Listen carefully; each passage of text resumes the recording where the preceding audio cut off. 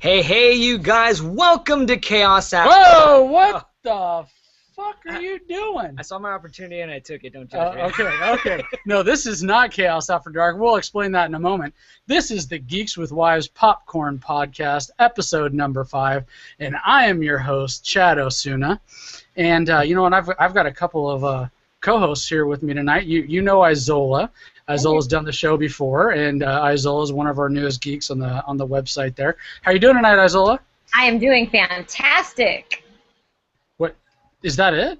Yeah, you just got fantastic for me. No, I just figured that we were going to talk a little spiel tonight, so I figured, well, why just keep it? I'll keep it short and sweet right now. I can go sure. on. Well, speaking of short and sweet. That's a great intro to that's a great segue to my second co-host this evening, Matt. Matt from Chaos After Dark, who I've done his show, and we'll explain how we met here in a minute. But how are you doing tonight? Matt's actually sitting in my living room right now, which is a little weird. I'm a little close to him right now. We're sharing a mic. We're actually sharing the same seat, just nobody could tell right now. Yeah, well, I don't know. So how are you doing tonight, Matt? I'm doing amazing. I actually I booked it from work. I got a little time, a little window, so I decided to get on over here as fast as possible, and then right after leave as fast as possible as well. That's going to be interesting. Usually we run long, but we're going to try and keep a tight ship tonight. So the first one, book it out the back. we'll shoot him out of a cannon, like one of those midgets at a circus. Yeah.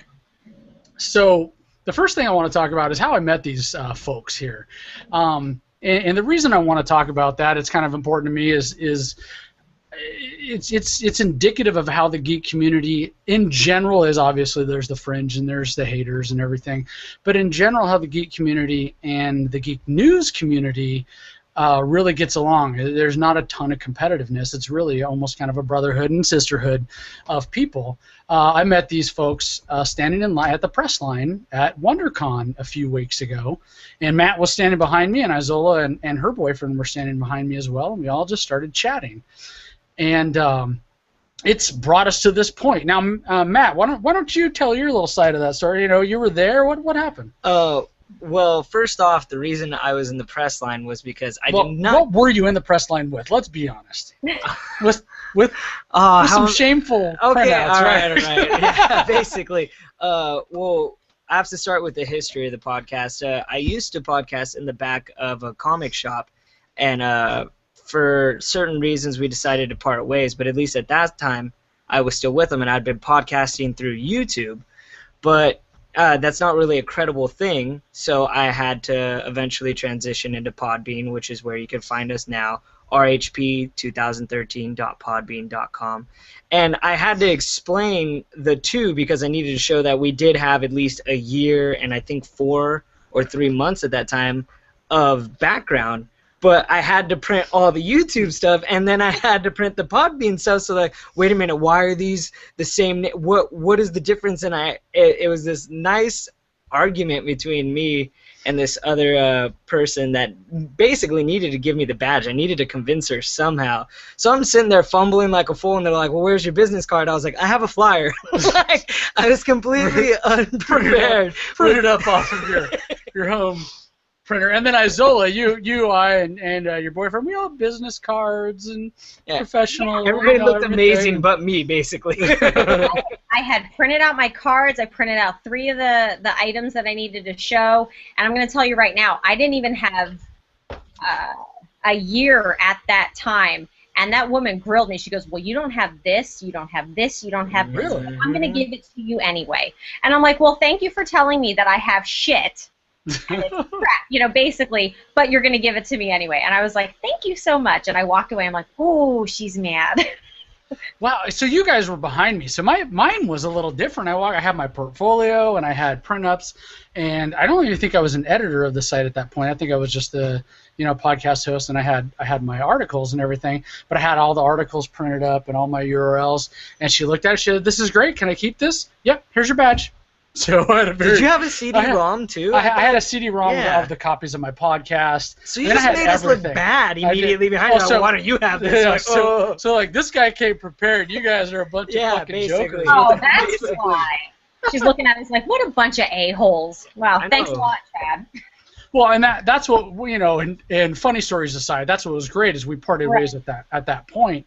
But we exchanged information at that point. I ran into Matt during the con, and he hit me up on email afterwards, and we formed a relationship and a friendship since then. And same thing with Izola. I reached out to Izola because I had checked out her blog a few times and really wanted to get a cosplayers and a female voice on the podcast, as well as a little more of a balance of female voices in my section, in the cosplay section on the website, and entirely. And she was happy to jump at the chance. We got to work together for the first time this weekend at San Diego Comic-Con. Oh, aren't you guys the lucky people? Yes. Well, hey, you get to sit with him today. I got to work with him.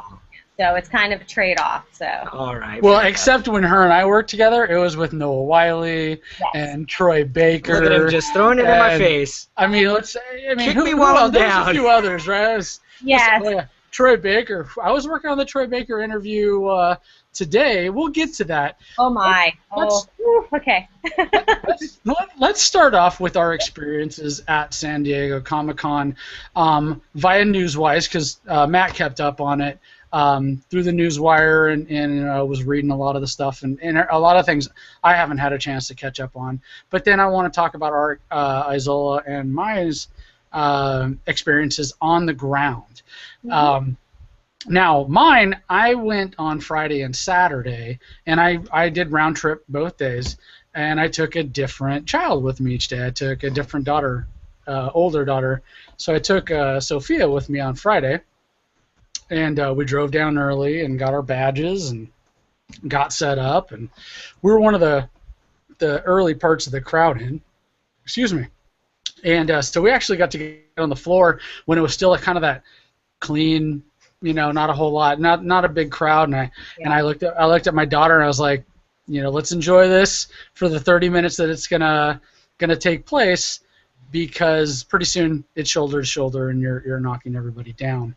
Or everybody's knocking you down. I try not to knock people down, and that's what we did. And I took a few pictures, and we had some panels that day.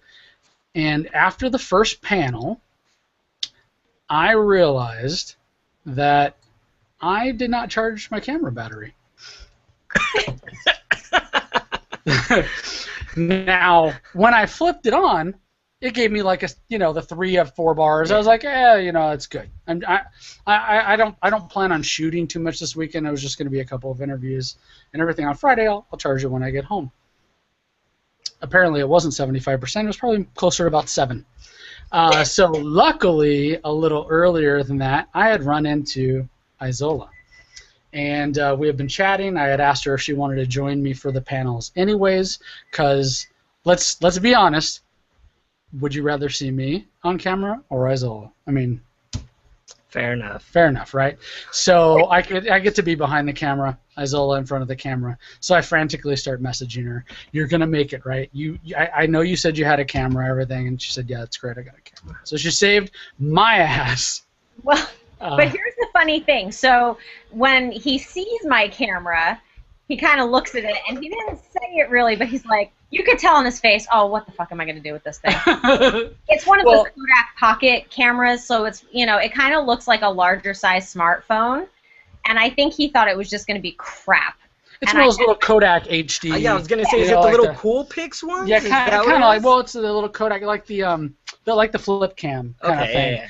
And I don't care. They take decent enough video quality and everything, but I think Izola understood a little more once we got in the press line, and the guys have the professional, over the shoulder, huge. I mean, huge cameras. I got the Kmart one. We literally have this. And I had my little, my pin-on mic and stuff, and I'm like, yeah, I'm cool. I walk in, I'm like, oh shit, now I get it. All right, okay. And they've all got their big, it's just, it's a whole production. But, and I mean, my concern isn't isn't that, because that's, you know, we want to have fodder for the website and, you know, a couple little video interviews to throw in, but really talk about our personal experiences on the podcast and stuff. We're not a video network like a lot of these guys are. I mean, that's what they do. And they have, I don't know, I mean, what does one of those cameras cost? 10 grand? I mean, like some of them, what they had easily, right? I mean, were television quality cameras, and they're websites, you know what I mean? But that's primarily what they do is Right. that sort of thing. So luckily, they were all very nice. Actually, one of them has emailed me and said, you know, reach out. The ones that were to the right of us. Oh yeah, when we were there. Yeah, they were really nice, and they emailed me and said hi, you know, since we exchanged. And another one of those synergistic moments, like we were talking about at the beginning here, where you meet people and you just you know, make friends, make contacts, and it's a lot of fun. So with that press panel, it got very pressed for time, and we ended up only being we only interviewed Noah Wiley, and that was for Falling Skies, which ended up being pretty fun. Yeah. I got a chance to throw my Peter Shinkoda out there. Peter says hi, he misses all you guys, and he said that's a great name to drop, you know, and he was very friendly to us. He gave us a couple of minutes. That's all we had. We were lucky to get that because the PR person was like, okay, only group interviews. All you guys got to record one person. And Izola went in and kind of stole the show and dragged him away, which is why I wanted her there for stuff like that. So that was pretty great. Izola. Yes. Noah Wiley, in your own words, why don't you throw that interview down? How are you feeling? Oh, I was on cloud nine. I was telling people, I'm like, oh my God, look what I did. And then Mr. Sly Guy over here, while I'm interviewing him, snaps a picture. And I was like, where the hell did you do that? And he goes, I'm Sly. And I'm like, well, yeah, I didn't even know you took the picture. But I was extremely nervous. I felt like it was on the spot. I wasn't up to speed on the show. I had seen it. I'm actually rewatching it now so I can get back up to speed so when I start the next season. But I was just like, okay, I know who a few of these people are. I got to ask some questions. What do I do? So we were trying to brainstorm with some questions. And I asked him, you know, what's it like being dirty and sweaty during the alien apocalypse? And he cracked up and he made a comment on his clothes. I said I liked his kicks. He was wearing some nice Converse. He just, you know, he's a very nice guy. You know, he made it very easy. So even though I was a little starstruck because I've been watching him since ER, you know, it was just very nice to just kind of get that done and over with, but he made it so easy. So it was really, it kind of got that first one, you know, done, and then I kind of calmed down a little bit. So it was a lot of fun, and he was great. So thanks again for giving me. Izola and I hadn't really worked. I mean, we've talked and everything, but you know, you've worked doing that kind of stuff, Matt, where we were trying to kind of figure out how we would approach just our quick little interview. Yeah. And I think that's what we decided on, was to go with the fun rather than everybody else is doing the news and everybody else is doing this and that. Yeah. And everything. And we wanted to ask something like she said, you know, that's what we came up with was, why don't you ask him what it's like being sweaty and dirty in the alien apocalypse? And he really liked that. You know, we got a different answer than everybody else was getting. And that's always the great thing about being an interviewer, especially when you have some sort of personality, is that you bring something to the table and you definitely shine the brightest. I've had interviews where, I mean, a perfect example is at WonderCon when I got to interview Tom Waltz, the guy that is co-writing and I believe the editor of the Teenage Mutant Ninja Turtles, an amazing comic, I might add. And somebody told me straight up, they go, ask him about the Illuminati. Oh, you told me. And I asked him, and we went on like a 15, 20-minute rant about how he like always preaches to everybody about it, and randomly throughout the headquarters of IDW, he'll flash an Illuminati sign. He'll put up the triangle and the eye through it, and just look at someone, and they'll be so confused. I'm like, is he trying to attack me? Is he trying to tell me something? I don't know what to believe at this point. So it's always great when you're able to step into that and treat them not as, oh my gosh, you're this amazing person, or give the cookie cut questions like, you know, how was it? Did you have a fun time? What did you and the guys on the show did? It's always fun when you get to pull those other questions that just make them bright up as well as yourself. Which recently you did an interview for me, Matt. You Oh. interviewed Frank Grillo, Oh. and you asked her a question. Why don't you give us your we'll step away from San Diego Comic-Con for a second, because I haven't had a chance really, other than over the phone. I think we haven't talked about it. No, not really. So Matt went and did the Purge Anarchy for us, and that review is up on the site, as well as the interview with Frank Grillo. Why don't you give us a quick take on that? The movie's out. It got good reviews. You really enjoyed it. You know, I enjoyed it, and I hope nobody felt that I was ripping on it if you do read the review. I explained that The Purge started off as a horror movie, and this just didn't feel like that. It felt like an action movie, but nonetheless, it was still good. It was awesome. I enjoyed like every moment of it up until a certain point. Then I was like, okay, like this is believable. I'll go down this route. But nonetheless, still a solid movie. Highly suggest seeing it. Then with the press kit, I actually was sent to the Purge Breakout, which was only in Los Angeles for 2 weeks. Okay. And you had 30 minutes to escape one of the main antagonists' house. So you're trying to get out, you're trying to solve all these puzzles, and they explained to you right off the bat, this is not a horror house or haunted house. This is not something a whole bunch of things are going to pop out and scare you. This is just you trying to escape and get out before you get purged. And unfortunately, I died. So it was more about the tension. Yes. And just having that you're going to die. But it was the things you had to do to get out, man. It wasn't like some simple things to get through. It was hard, man. You had 6 people with you, and you really had to depend on them being smart. Because if you had someone that wasn't so smart, they're there panicking, looking through stuff, and you're like, you're in the wrong spot. You're at the end of the line. You're getting purged first. Yeah, basically. If we're all gonna die, you're the first one. That's what it was in a nutshell. But I got, unfortunately, my group didn't make it, so I don't know how it ended. And it was only for 2 weeks, and they said only 1% usually make it out. But after that, I got to interview Frank Grillo, and it was. And for the user that don't know, Frank Grillo is Crossbones from Captain America. This was something I wanted to be able to go do, and guess what? I had a bunch of fucking kids and couldn't. But it was fun. It was really fun just to see the way he expressed himself. It was, I don't know, it was like being with someone that doesn't realize they're in movies. That they are a movie star, that they're up on the screen. It really felt like you were just talking to somebody that has just met in a coffee shop. That's what was so amazing about the interview with him. But I actually asked him, there's a lot of running, a lot of jumping, a lot of stuff that has happened in the movie that this guy was going through. So I asked him, did any accidents happen or anything? He goes, yeah, and he pulls out his pinky, and the bone is just completely broken. He's like, yeah, this just happened about, I don't know, 2 or 3 months ago. It's broken. Just straight up. I'm like, all right, cool, that's awesome. He's like, yeah, and also jumping out of a truck, I believe he said he broke his femur. And for the movie, he had to just completely wrap his leg as much as possible to the point where his gene just looks semi-normal, and he continued to do the filming. And to me, that's crazy. I'd be like, I'm done. You guys, I'm walking away. I'm sorry. But it was great to see how he reacted to that. I don't think he was expecting that question at all. Yeah, and he just, and I had talked to him quite a few times, and actually talked to him on Twitter, trying to arrange some interviews and get some time with him.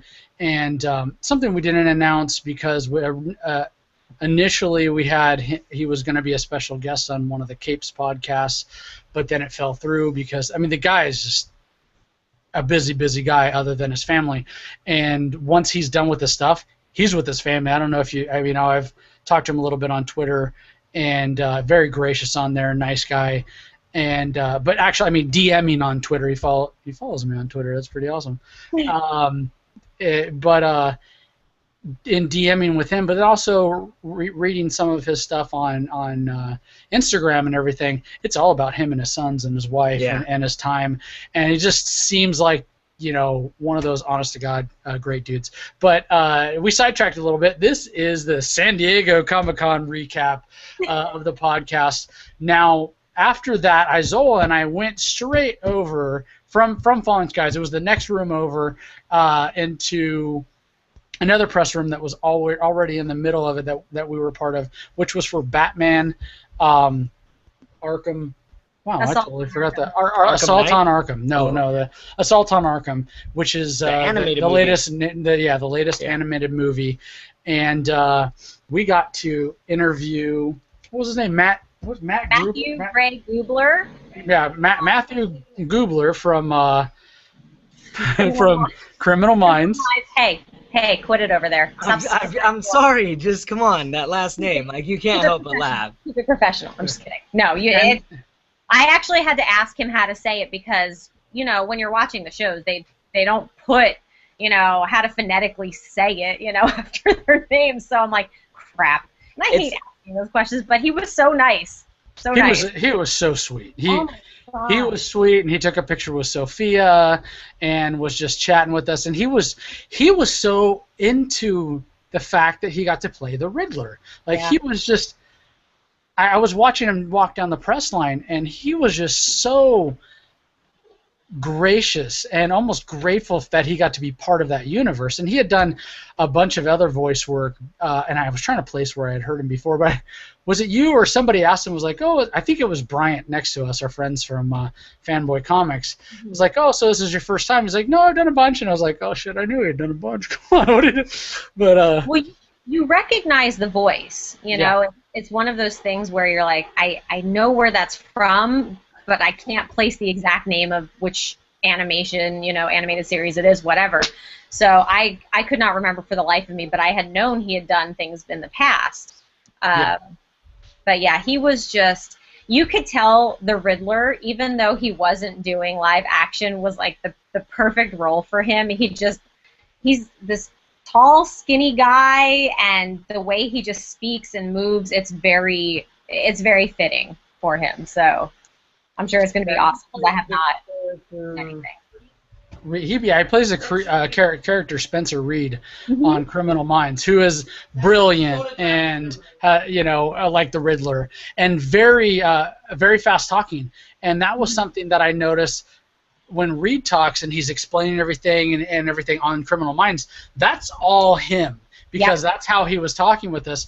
He's very intelligent and very, you know, he's just a real interesting, fun guy to talk about. And he was goofing around with all the crews that were there, and our friends that were set up next to us. He's like, "Can I rise up like into the camera frame?" And he like crouches down and like jump, you know, like rises up out of the floor, kind of elevator up out of it. He was just a lot of fun. Yeah. Then Izola spies someone coming down the press line.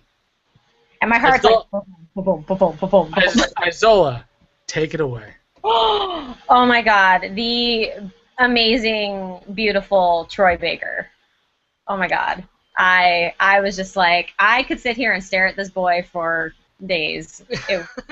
I know. For those of you, real quick, for those of you who don't know who Troy Baker is, if you're not from that, you know, that world, not everybody does. Even if you're from the geek world or whatever, Troy Baker really is pioneering the blending of voice acting, video game work, mocap, and he is responsible on the actor side for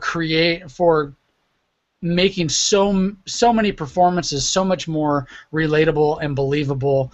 My favorite, and I actually just got it for my birthday. I made my family give it to me early. My birthday is tomorrow morning. Thank you. It's tomorrow morning, actually, when this podcast comes out. It will have passed. It's on the 31st. But the only thing I asked for that I actually want, well, I mean, I asked for some stuff to do with guns, but that was different. That's already been in the product. My wife asked what I want, and it was a CCW, a concealed carry weapons license, and I've already in the last process of that. That's like a several-month process of class. I got that. That was expensive. But she still wanted to know what I wanted on my birthday, and I said the only thing I'm interested in, because it comes the day out the day before, is the PS4 remastered of The Last of Us, which is Troy Baker plays the main character Joel on there, and he also he plays in Second Son, What is the second son or last son? What the hell? I don't know, whatever. What's that other game that I have in there? Second son. My wife's getting pissed that I'm asking her questions, but he's just this amazing voice actor, mocap actor, and I've watched some of the videos of him in work, and he's acting out everything. He is, it's not just like you're watching where he's saving Ellie from this thing, from some situation. I don't want to give any spoilers, and he's actually doing that and picking up the actress and carrying her off and doing all, and this is all being mocapped. So these are one of the things, and he talked about it in the interview, which will go up tomorrow. But I'm sorry, I went a little long there, Izola. Why don't now that I've explained who he is and I've fanboyed myself on him? Yes. Why don't you fangirl a little bit more? And then tell us about the interview, and again the fun question that we started or that you started it off with. Yeah, well, look, the man is extremely talented, and especially with the mocap, you just the way that he's able to move, and it's so fluid, and they capture everything. You're just amazed by what he can do. I mean, it's really great that he does it. I think that, just the fluidity of everything that he does, it really makes it look so realistic. You kind of want to get into the game and, even more. But he's doing the voice of the Joker for Batman Assault on Arkham. And, really? And he did a really good job in the game Arkham Origins. He was also the voice. Yeah, he was of the Joker. voice. I think that was the first. And I think this is the second time he's done the Joker voice. I don't think he's done it in anything else since. But yeah, I mean, he had to fill some. I mean, let's be honest, some huge Joker shoes. Oh yeah. I mean, to step in Mark the shadow Hamill. Mark Hamill, yeah. I wouldn't do it. that's tough. And that's the thing, though. When he said that he was, trying to do this because I was eavesdropping on another interview. They were like, how do you fill these shoes? And he goes, you really don't. You have to make it your own. And he touched upon that a little bit on the interview with me as well, because, again, they are big shoes to fill, but he does such a great job of making the Joker his own. He doesn't copy Mark Hamill. He doesn't try to, make it exact. He might take little, bits here and there because, I mean, look, it's an iconic character, so there's going to be some similarities when you're trying to do the voice, but it's totally his own, and it's really appreciated because you're kind of hearing a different way that, the Joker's speaking, so it's awesome.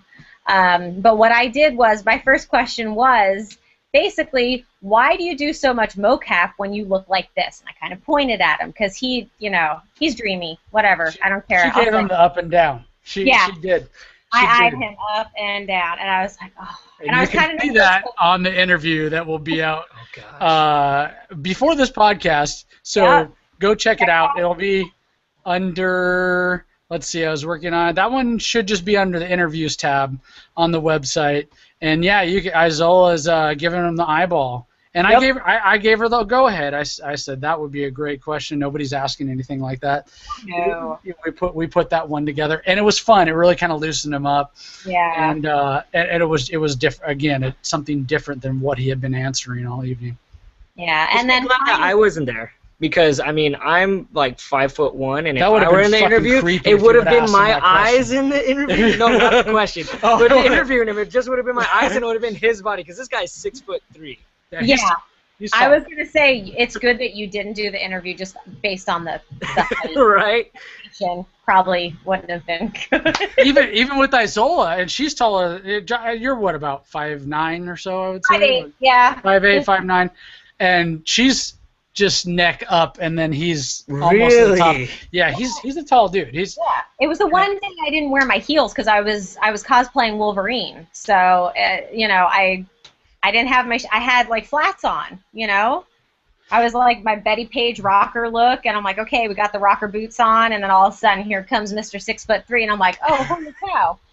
So it was, but which actually, let's say, which actually gave the interviews a kind of a nice flair. That I think if you would have been too cosplayed out, it might have been a little cheesy. I've seen that, but you just had kind of the biker just jacket, like you said, the Betty Page look, and you'll see it on the interviews. Look, and it fit perfect for where we were. It wasn't over the top. It was perfect. And again, it meant you didn't have to see me interviewing these people and them just giving me sideways looks. Because let's be honest, you didn't want me to go, hey, so why do you vocab so much when you look like this? Oh, I would have peed my pants watching that. That would have been awesome. You'd be like, excuse me. I agree. I completely agree. I think I might pay good money just to see that happen. We may have to have that happen. At least once. You know what? I'll tweet them and I'll say, hey, can we redo this interview, but have Tom do it? He'll be like, no. Dude. Oh, that would be awesome. But the great thing about the interview is that he was so cool about it. Actually, for an early birthday present, we had him say some stuff in Joel's voice for Chad. So it was awesome. He was so excited. I'm like, hey, it's my editor Chad's birthday coming up. Can you speak to him in Joel's voice, because that's his favorite? And he humbly obliged. He was great. Yeah, he just dove instantly into Joel's voice. And I've actually watched it a couple of times with the headphones while I'm doing the editing, to get it up for the site. And I'll close my eyes. Yeah, and it's Joel. It's Joel. Chad's just dreaming there, like, wishing me a happy birthday. He's like, what is it, like shoot straight or something? He says something like that to me. Yeah, you're a straight shooter or something like that. No, shoot, make all your shots count. That's what he said. That was one of the key things he tells Ellie in The Last of Us, which I'm going to be playing through for the 3rd, 4th, 5th, who knows how many times now. I'm going to start that after you get out of my house. Well, I'll probably go to bed after you get out of my house. Tomorrow, well, I don't know. I'm going to see Guardians of the Galaxy tomorrow. You are. You're not going, are you? Unfortunately, no. Can't even make it for my. That's what I'm doing for my birthday. Some friends. I came to the podcast. Come on. Yeah. Did you? Is there like a cake in your back pocket or something? You got a card for me at least? I do. It's in the car. Oh, you do. Well, I'll be driving away. He's gonna go down to 7-Eleven and get one of those big ass cards and drag back. He's gonna buy you one of those like paper flowers that they sell. Those what are they? The fabric flowers that they sell at the counter. So, the ones that light up. The ones that light up. Oh, that light up. Wow. So, oh god, that would be great. So before I get into my last few comments about the con, Izola, why don't you throw down, what were your couple of favorite things besides those interviews or things that you want to talk about San Diego Comic-Con? Well, first of all, it was such a great con this year. I met so many people, ran into so many people. I got my picture taken with Neville Page, who is one of the judges from Face Off. Then I met Frank Ippolito, who was just on Face Off, and then Race Bird, who won Season 2 of Face Off. Just ran into them. They were at the Adobe booth, and I was like, I love you guys. Your work is great. Like, it's crazy stuff. I wish I could actually do a lot of the stuff that they do on Face Off. I also met Kirk Thatcher, who's a judge on Jim Henson's Creature Shop, which I'm hoping they renew, because that was kind of fun to watch the puppet making. Kind of reminded me of my childhood. But my best... Wait. Huh? How? Do you want to know? Are you going to ask? Puppet making.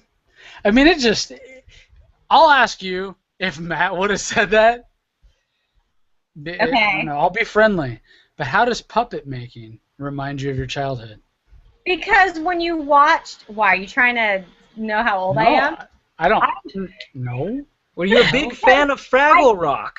Well, but no, puppet making, not puppets. Like, puppet making, like, is that what you did? You sat around and made puppets? Was your father Geppetto? Was kind of like, well, yeah, kind of. That's the kind of shit that I was getting. Because I think his father was Geppetto. Mexican. What would the Mexican Geppetto be? The Mexican Geppetto? It'd just be some guy with like a giant Jipolito or something. Just a giant sombrero, big old mustache, and of course he has to Actually, talk probably like would this. just be Geppetto. He would be Geppetto. Oh, well, he can't be gangster. He just has to be like kind of, Mexicanish, like, hey, you know what I'm saying? And you're like, Oh, damn it. okay. Why did I have to be so... Never mind, I'm not going to get into it. Just No, but it was just one of those things where, watching Dark Crystal and things like that, like I would try to actually make things like that at home, which I could not do at all. Okay, it was, sock puppets. It makes more sense. It was one of those things where I just kind of just fell into all that. Like I loved it so much, but it's more of, the movies that had the puppets and stuff in it. So it's just really cool to kind of see how they make them and how they actually film it too. So the show's really cool in that way. But my ultimate favorite story was we were outside. It was super hot. Maybe, I swear it was like 100 degrees. And I'm in my Black Widow cosplay. And I see this little kid, maybe came up to my hip. And he's staring at me, and the mom's like trying to get him to come up to him. And I'm like, do you want to take a picture? And so I got down, not on my knees, but I was pretty low down. I put my arms out, and this kid just runs into my arms and gives me this big hug and would not let go. And I'm like, oh my God, this is so adorable. And then the mom's trying to take the picture, and he doesn't really let go, but he turns his head to the camera and kind of smiles. And it was so sweet. And he wasn't, I don't know how old he was, but I kind of wish I had that photo because it was just the sweetest thing. Didn't say a word. He just, gave me a big hug. And then him and Mommy walked away. I'm like, that is the cutest thing. And then you hear all these women in the background going, oh, so sweet. People crying. I was like, oh my God, what the hell just happened? But it was really sweet. And that made my day. I didn't care that I was waiting for the Sleepy Hollow cast and I was sweating my ass off. It was just, which, by the way, that was cool to see them there. But it was great. I had a good time. Talk about another tall, beautiful man. Yes. Oh, gosh. Oh, yeah. And I can't wait for that to start up again. It's taken way too long. What's his name? The gentleman that plays Ichabod Crane. He's no. Now I can't remember his name. He's a good-looking dude. Oh, yeah. Yeah, but he had, of course, short hair because he wears a wig on the show, but so it was just kind of funny to see. Magic? Oh, no, he still looks good with the short hair. Oh, yeah, trust me, it doesn't matter, short, long hair, he's fine either way. So the excitement in her voice, it doesn't matter, I love it all. Were you there the entire time, all 4 days? Yes. 4.5 days? Yes. Yeah, and Thursday was exceptionally hot. And no matter where you were walking in the convention center, even though the air conditioning was blasting, it was still disgusting. It was so hot. But there was a lot of great cosplay on a couple of the days, but I didn't see as many people actually dressing up. Like, I was kind of shocked because I think, Chad, you and I were talking about it, how WonderCon actually had some better cosplay. Now, I'm wondering if it's the dilution, because I've been able to come back and I've watched some videos since then. One I found you in, and yes. I sent you the link, and you're doing something. I don't know what the heck. There was some music video or whatever. Yeah, so the guys came up with this rock, paper, scissors, but instead of doing scissors, you had to do some random thing. And I'm like, well, I don't want to pull out the guns or do the, punching at the camera or something, because that's what the cosplay, like Black Widow would do. I'm like, I gotta think of something else. I'm like, well, I can do something like I can roll my tongue weird, and they're like, oh yeah, that. That's right, that's what you did. And so then I basically stuck my tongue out to the camera, and I'm like, I look like an idiot, but I was like, at least it wasn't something that would be normal, because who wants to be normal? So yeah, so that was. I have to bring it up on my phone and I'll have to at some point. I'll show Matt. I was gonna say I get his reaction, but that might be a little too much dead air time if I try and bring it up now. Now yeah, I can show you real quick. Oh yeah, gosh, she did that, and that was on one of those videos. I was watching it today. I usually watch, and I did watch the Sneaky Zebra stuff. I love their music videos and everything. Sneaky Zebra does some great con cosplayer videos with, I don't know, the cinematography and everything is so much fun. But then I watched a few others, and that's where I saw you on the Sneaky Zebra one this year was our friend Monster Mash, who is part of our charity group and has been featured on our website and everything. So he was in there doing his Rocky Balboa. So I messaged him. I saw that. He does an awesome Rocky Balboa. So, really good. which is featured on our site if you check under cosplay. Cosplayer of the month. He was the cosplayer of the month last month. Nice. And so let me share the rest of my time. I had a great time. You know, it's very tiring. And I'm actually working on kind of a different, not a review of the con, but more of my take on the con, especially, you know, working press. And I think my take on it is going to be as a parent, kind of dragging your kid around and what it's like. Because I took, not at the same time, but I took my 8, almost 9-year-old, and then I took my 4-year-old. So 2 very different experiences. And being that we're Geeks with Wives, and we do come in some of our articles from a parent standpoint or from that standpoint, and again, our name is Geeks with Wives, but that's just because the founders were a couple of Geeks with Wives and they enjoyed video games. We've really grown to so much more. I mean, just like you're doing stuff on Fanboy Nation now, but they have Fangirl Nation, and it's an inclusive thing. I've gotten nailed a couple of times for Geeks with Wives, but I think it's more just a name. If you look at our site and our inclusion and everything else, you know, and you can go into our About Us, and it's boy, girl, mostly down the line now, because we really are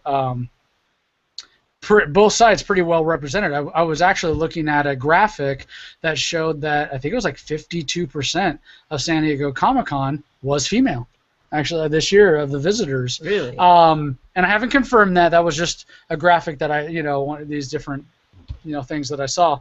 But that doesn't surprise me at all that it's gotten to that point that women have embraced it, not just as cosplayers, but enjoying comics and cartoons and anime and comic-based movies and all those different things. Yeah, and video games too. I mean, you're now seeing more women playing video games. That's just growing and growing. So. Yeah, and they're ruling. I mean, I can't even play Call of Duty anymore. I just get embarrassed. And I'm the guy that's at the very bottom that's 3 kills, and then you see and this, you're like, yeah! And then you see this 10-year-old girl, and it's 32 kills, and I'm like, how the hell did she do that? How does she I just got schooled by a 10-year-old. Yeah, this 10-year-old that when she was a baby, the father was playing Xbox, and they're like, here's a Nintendo controller. She's hitting A, but deep down she's like, I know exactly what I'm doing. Oh, yeah. Then later on growing up, she's like, this is easy. I was trained to do this when I was 1. Yeah. Yeah, and there's a lot of that. Also, why I like story-based games and not playing against people very much. Yeah, right. I like story modes. But we're gonna jump into some news. We got about 20 minutes, so we won't talk about news too much. But my second day at the con, real quick, was a completely different experience. I took my 4-year-old, and then also one of our other geeks, another female, Alicia, who you also know as Vert Vixen, went down there with me, and we kind of acted off and on as her handlers for the day, just kind of making sure everything's kosher and and all that, and so we would kind of plant her in a spot. And then I'd take my daughter off and play Legos and look at a booth and take some pictures and do some stuff like that, because she's 4 and she doesn't really, at this point, care too much about what's going on. She wanted to play Legos and all those things. But really to see the fanaticism about her costume making and everything was something I had, because hers is another, in the upper echelon of costume making, and she's only getting better. With the fabrication, the weapons, and the armor, and she does Warbler. I've only heard things she said, but Warbler and all that. But just to see the crowds of people that would, like, we were gonna walk to this booth and meet someone and do some shots, and she was about, the hell is that? She. I live near the airport. It's an airport. Oh, okay. I was like, what the hell? Yes, unfortunately. Is something possessed? And I was literally just watching this huge crowd of people follow her back, because we went and sat down and waited, and it took her almost 30 minutes to make it the course of 20, 30 feet. Oh, man. But what I missed out on, like, the whole, as she was moving down that very short amount of space, she was interviewed by IGN. Really? Photographed by Xbox and put on Xbox, to a couple million people. Wow, I just completely blanked on his name, and I'm the one that told her who it was. But Castiel from Supernatural. Okay. Yes. Misha Collins. Misha Collins, and I knew that. I just completely blanked. Misha Collins came up to her from behind, put his arm around her, and was, well, hell, and took a selfie with her. So, like, all in the course of this, and then she gets there, and she's like, yeah, the guy from Super. I was like, Misha Collins? She's like, no, Castiel from Super. I was like, no, that's Misha Collins. Yeah, he just took a selfie with me right there. I was like, son of a bitch, I walk away from you for 5 minutes, and I miss out on meeting Misha Collins. The great thing about that is that all of a sudden I get this text from Chad going, damn it, I leave her for 5 minutes, and she takes a selfie with Misha Collins. He was so pissed. Yeah. He texted me. But just seeing how cosplay and that how it's become, there's cosplay and people just enjoy it, and there's the business and the upper levels and stuff, which is what persons like Alicia and then other people were getting involved with, like Ashlyn Day does a lot of really good cosplay and makes all of her own costumes, and she's doing the Geeks for Courageous Kids with me and my wife as well. And they're fabricators and they're designers and they're 3D artists. I mean, there's just amazingly smart people that I couldn't even, imagine drawing a stick figure down, and the amount of respect that they're getting, and that people really, really love it. And really being able to experience that from spending just being in the remote area and witnessing it for a long period of time was very, very different. But then to see on the opposite side how much it takes out of her, and during the course of a day, and being in those shoes, and I know I'm hurting my knees, hurting my this, and they're in heels or this or that, or this costume that's got you messed up for hours and everything, and what it does to you. I mean, I'm surprised my toes aren't broken at this point. Exactly. Feel them. Hats off to all of you. I couldn't do it. So with that, I think we've talked about a ton of news. Let's just talk about a couple of the little news pieces, and then we'll move into final thoughts, because we're down to, I know Matt's we'd run long normally, but I want to close out with Matt instead of just kicking him out my door. I think we should cannonball him out, but, Drum roll, please. So now, I want to talk, let's talk about Peter Capaldi. You want to talk about Tusk? Of course I do. Okay, will talk about. Why don't you talk about Tusk? Talk about Tusk. All right, Tusk, if you guys don't know, a little background about it is that it was a podcast that Kevin Smith did with Scott Mosier. It's called Smodcast. Or is it Smodcast, because their company is Smodco. Yeah, that was Smodcast. And the background for this story is awesome, because some guy just put some article in England saying, hey, I have a loft. You guys, whoever wants to can live in it, but you have to put yourself in a walrus costume for 2 hours a day, and I need to feed you fish and crabs, and you eat it and act like a walrus for 2 hours a day. At any time, the only thing I ask other than that is you can't go into the basement, into the cellar, my work area. Other than that, the rest of the house is yours. Do what you want. Come, leave. And he's like, dude, this is the beginning of a horror movie. Yeah. And he starts going into the Walrus and the Carpenter, and wouldn't it be amazing to make like a twisted, messed up human centipede type of movie? And less than a year later, here we are with the movie Tusk. Is it less than a year? Because I could swear I've heard him talking on podcasts and interviews and stuff for longer than that. Has it been? I'm short? pretty sure it's been less. At least maybe since maybe production started. Yeah. Because I think the idea came about a little bit a while ago. Yeah, I've heard him talk about it too. And the look and the feel of the trailer looks very different than stuff we've seen. Because he did Red State, which was weird. I liked Red State a lot. I really enjoyed. I liked it. I don't like torture porn like that. I mean, I guess it wasn't terrible torture porn, but I think that's what takes me out of that, is that unwavering camera. I like a little more suspense. This one looks like it might be a little more suspenseful. It definitely does feel like it's going to go into it's a giant buildup, which you've mentioned when we had you on my podcast, that movies nowadays, it's like explosion here, explosion there, explosion here, end of movie, there you go. It doesn't build up anymore. Yeah. And that's what you guys got with Godzilla. If you ever saw Godzilla, it wasn't until the very end. Spoilers. You got to enjoy Godzilla for X amount of time, and it was just the idea of him. And I think that's definitely what Kevin Smith is good at, is making movies for fans, not making it just to make it. Other than obviously Cop Out, if you know his history, he was doing that so he could get to Red State. Yeah. So with Tusk, I mean, the idea is there. It's a twisted guy turning a human into a walrus, and I'm all for it. I love this idea, the kookiness of it, everything like that. And also understand, I'm a huge fan of like Alice in Wonderland, so I'm like, all right, this is the messed up, twisted. Yeah, what? Why you give me a look, dude? Alice in Wonderland is awesome. You're like a Mad Hatter kind of guy.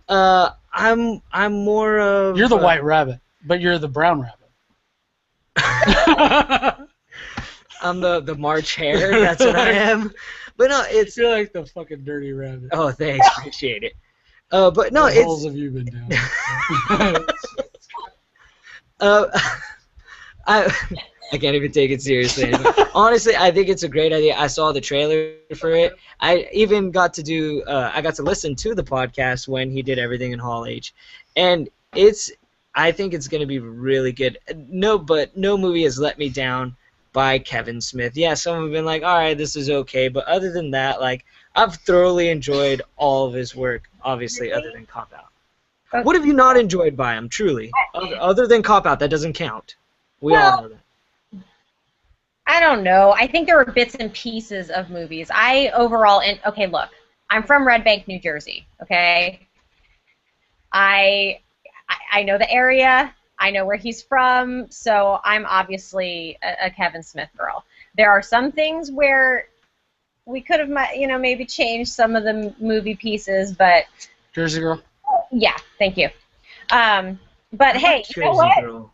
I liked it a little bit. I thought it. I mean, it had its issues. We're not here. We'll do a Kevin Smith podcast. You can come back with it. Let's do that. But yeah, no, I am totally excited about this, because at first I didn't really know much about the entire thing. So I was like, oh, let me just watch the trailer first. And I was like, at first it looked like it was going to be almost like a parody on horror, because, you kind of got a little goofiness and some of the stuff that's going on, and then all of a sudden it just, beelines, and I'm like, oh God, this looks really creepy. Oh, yeah. It does, and it looks like it could be a pretty good creepy movie. Yeah, so I'm excited for it. I think it could be really good. Yeah, I think Tusk will be a fun, even if it's not a go to the theaters, pick up at Redbox, watch a good scary movie.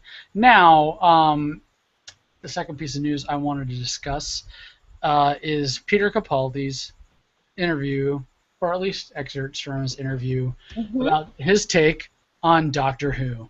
Now, I was very excited to read this. Basically, just to give you the quote, Peter Capaldi says there will be no flirting on Doctor Who. Now, I'm glad, because even as he said in the article, it would be a bit creepy.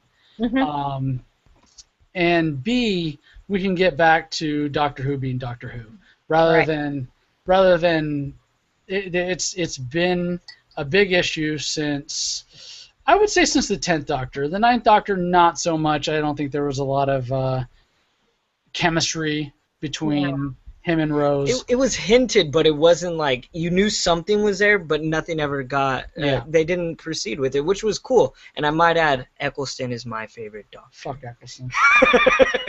You do that on purpose. I swear.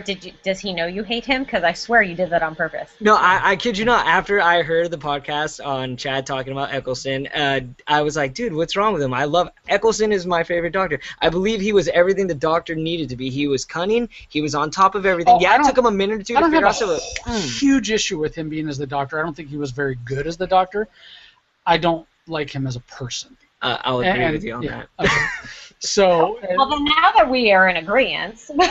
Yeah. So, but basically, my take on this is that we're going to get back to the doctor being the doctor. Now, this could be good and bad twofold.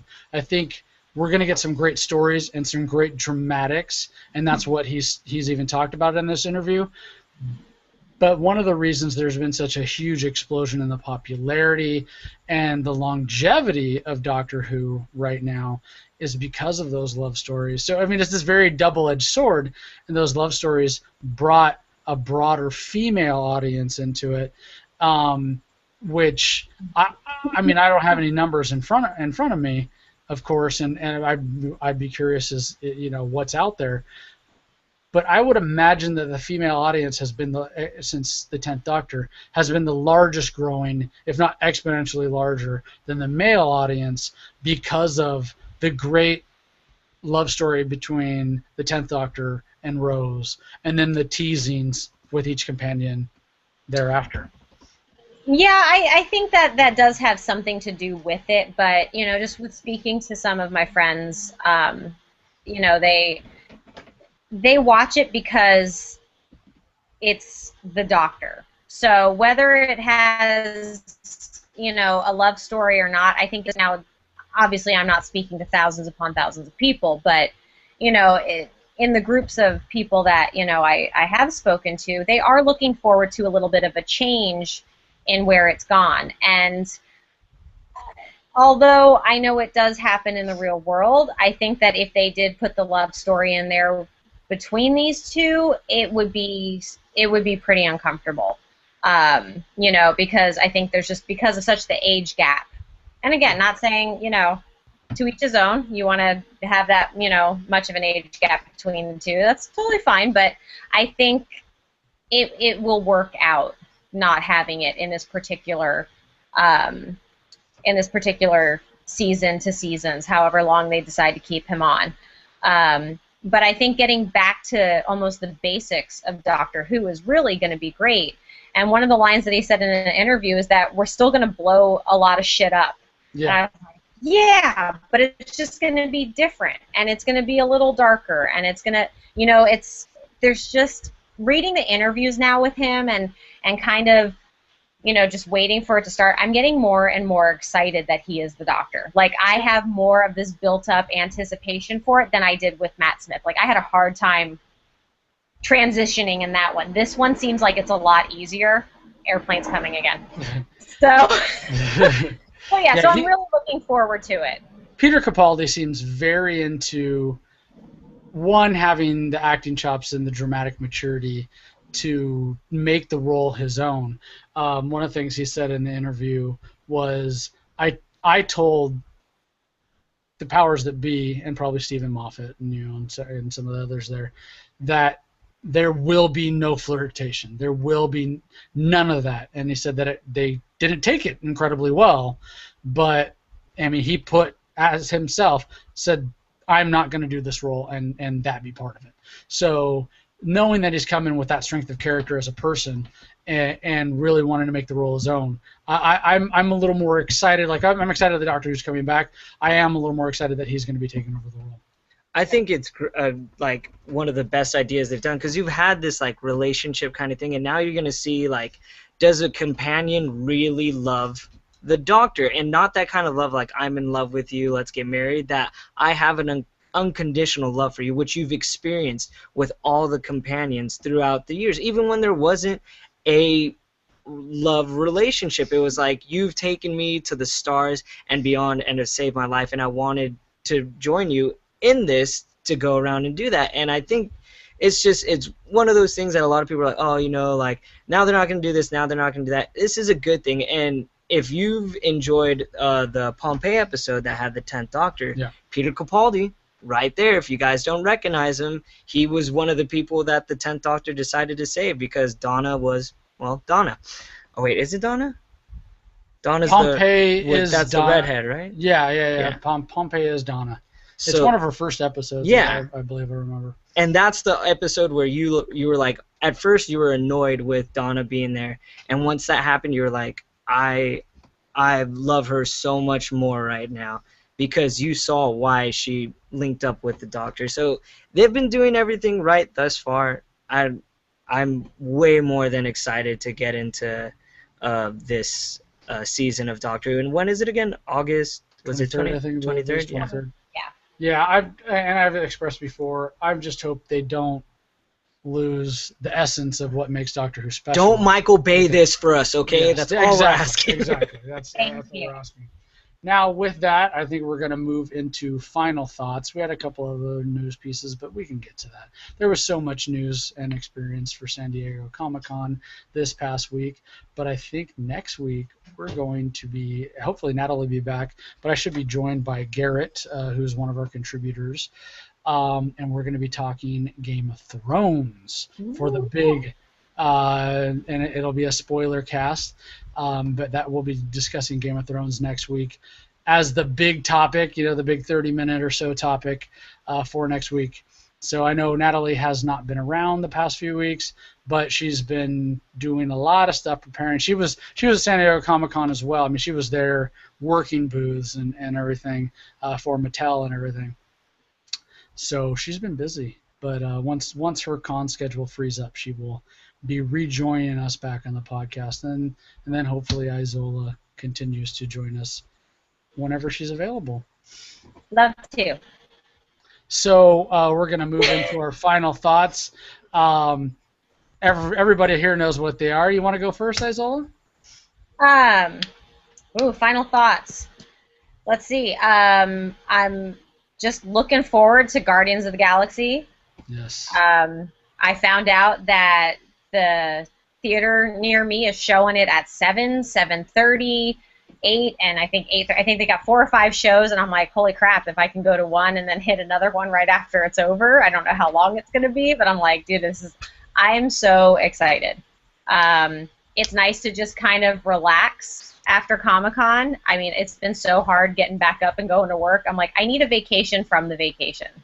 So it'll be nice to kind of just sit in the theater, watch the movie that I have been looking so forward to seeing, and then just start working on more costumes. I got a lot of crap to do, so it never stops.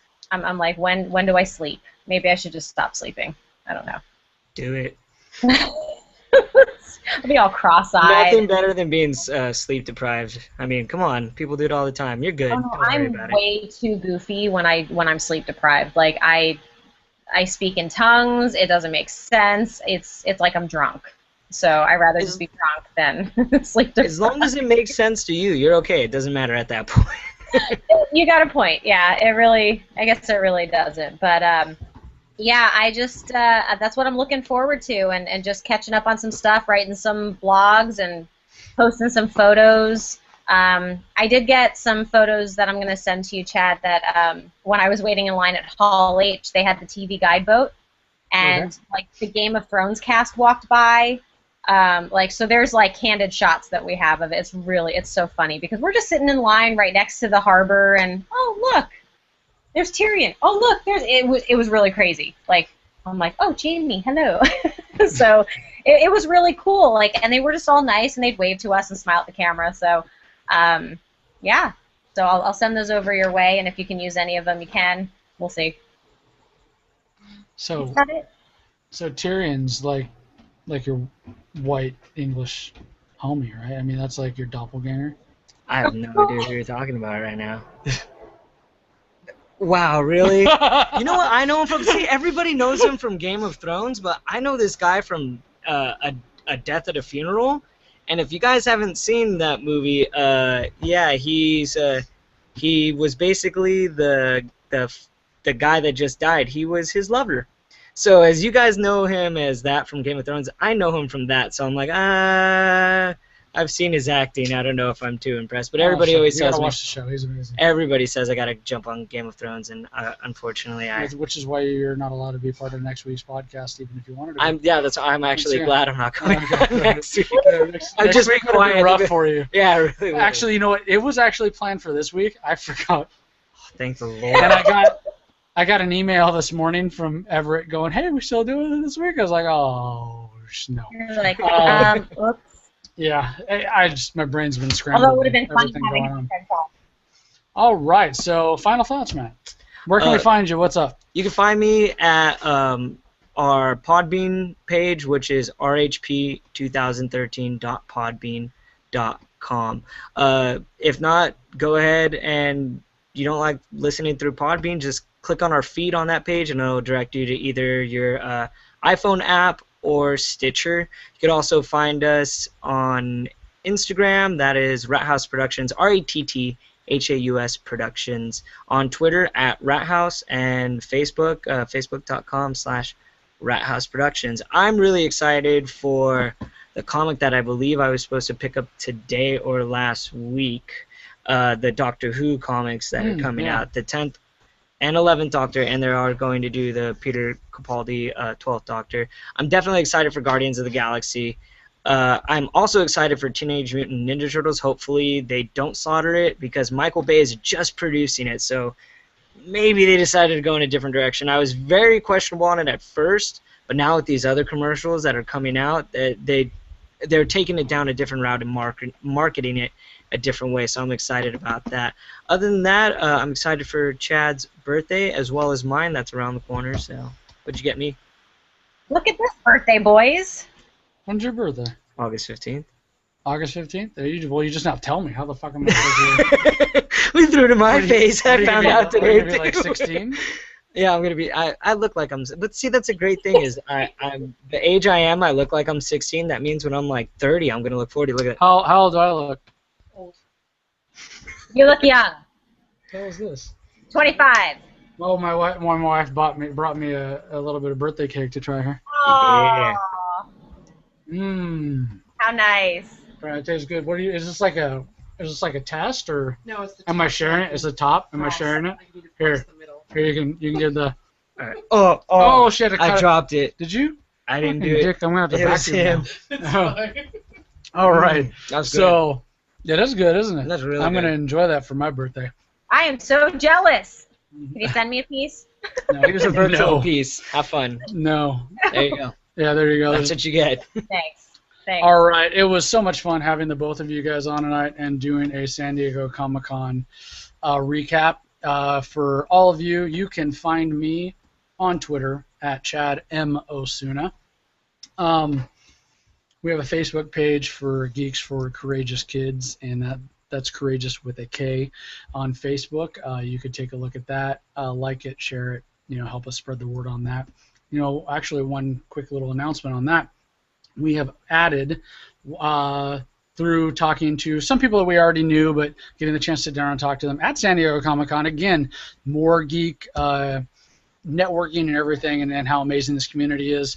Some of the guys that do the robot building for the R2 builders and stuff. Nice. One of them that lives locally in Orange County to us, Mike Senna, Senna, and I'll put a link somewhere. Actually, it's on the Geeks for Courageous Kids. There's a link to his blog and everything. But he has a fully functional robotic Wally that he's built from the ground up, and it's one of only a few in the world.